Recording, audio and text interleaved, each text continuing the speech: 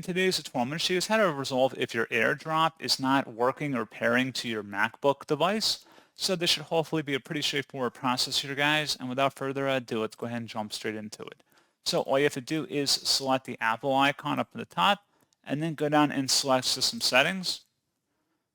And then on the left panel, select Bluetooth. And Bluetooth connect to accessories you can use for activities such as streaming music, typing, and gaming.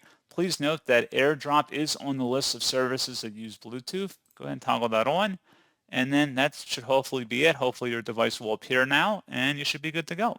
So, as always, thank you guys for watching this brief tutorial. I do hope I was able to help you out, and I do look forward to catching you all in the next tutorial. Goodbye.